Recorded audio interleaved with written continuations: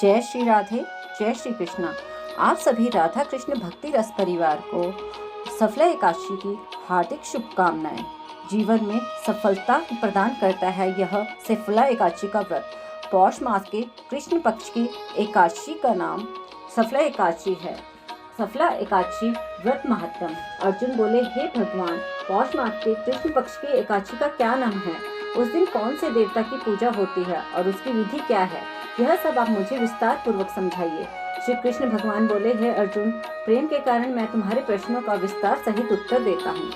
अब आप इस एकादशी व्रत का महत्व सुनो। पौष माह के कृष्ण पक्ष की एकादशी का नाम सफला है। इस एकादशी के देवता नारायण हैं।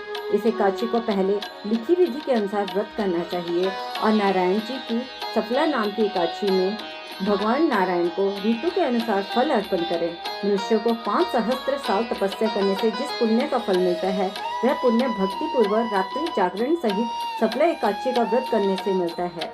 हे अर्जुन, तुम सफला एकादशी की कथा ध्यान पूर्वक सुनो। चंपावती नगरी में एक महिषमान नाम का राजा राज्य करता था। राजा के 4 पुत्र थे। उन पुत्रों में सबसे बड़ा लुम्पक राजा का पुत्र महापापी था। वह हमेशा स्त्रीगमन तथा वैश्याओं के यहाँ अपने पिता का धन व्यय किया करता था। वह सदैव देवता, ब्राह्मण, वैष्णव आदि की निंदा किया करता। जब उसके पिता को अपने बड़े पुत्र के बारे में ऐसे समाचार ज्ञात हुए, तब उसने उसको अपने राज्य से निकाल दिया। जब लुम्पक सबके द्वारा त्याग दिया गया, तब वह सोचने लगा कि अब मैं क्या करूं और कहाँ जाऊं। अंत में उसने रात्रि को पिता की नगरी में चोरी करने की ठानी। वह दिन में रहने लगा और रात को अपने पिता की नगरी में जाकर चोरी तथा अन्य बुरे कर्म करने लगा।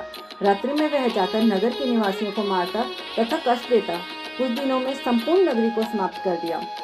वह प्रातः उसे पहरेदार पकड़ने पर भी राजा के भय से छोड़ देते थे। जिस वन में वह रहता था, वह भगवान विष्णु को अत्यंत प्रिय था। उस वन में एक बहुत पुराना पीपल का पेड़ भी था तथा उस वन को सब लोग देवताओं का क्रीड़ा स्थल मानते थे। इस जंगल में पीपल के वृक्ष के नीचे महापापी लुम्पक रहता था। कुछ दिनों के बाद पौष माह के कृष्ण पक्ष की दशमी के दिन वह वस्त्रहीन होने के कारण शीत के मारे मूर्छित हो गया। शीत के कारण वह रात्रि को न सो सका। उसके हाथ पैर चकत गए। उस दिन वह रात्रि बड़ी कठिनता से बीती, परंतु सूर्य नारायण के उदय होने पर भी उसकी मूर्छा न गई। सफला एकादशी के मध्याह्न तक वह दुराचारी मूर्छित ही पड़ा रहा। जब सूर्य की गर्मी से उसे कुछ गर्मी मिली, तब उसने होश आया और अपने स्थान से उठकर गिरते पड़ते वन में भोजन की खोज में चल पड़ा। उस दिन वह जीवों को मारने में असमर्थ था, इसलिए जमीन पर गिरे हुए फलों को लेकर पीपल के वृक्ष के नीचे आया। तब तक सूर्य भगवान अस्ताचल को प्रस्थान कर गए थे।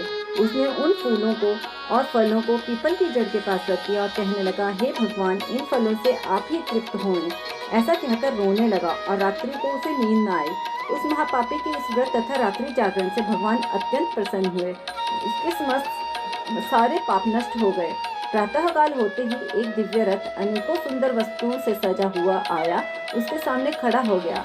इसी समय आकाशवाणी हुई, हे राजपुत्र, भगवान नारायण के प्रभाव से तेरे समस्त पाप नष्ट हो गए हैं। अब तू अपने पिता के पास जा और राज्य प्राप्त कर। लुम्पक ने जब ऐसा आकाशवाणी सुनी तो अत्यंत प्रसन्न हुआ और हे भगवान, आपकी जय हो, ऐसा कहता हुआ सुंदर वस्त्रों को धारण करने लगा।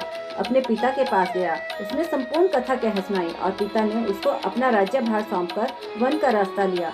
अब लुम्पक शास्त्रानुसार राज्य करने लगा। उसकी स्त्री, पुत्र आदि भी नारायण के परम भक्त बन गए। वृद्धावस्था आने पर वह अपने पुत्र को गद्दी देकर भगवान का भजन करने के लिए वन में चला गया और अंत में परम पद की प्राप्ति हुई। तो बोलिए एकादशी माता की जय, भगवान श्री नारायण की जय। जय श्री राधे, जय श्री कृष्णा। यदि भक्तों आपको सफला एकादशी का यह व्रत महत्व अच्छा लगा तो कमेंट में श्री राधे अवश्य लिखें। जय श्री राधे, जय श्री कृष्णा।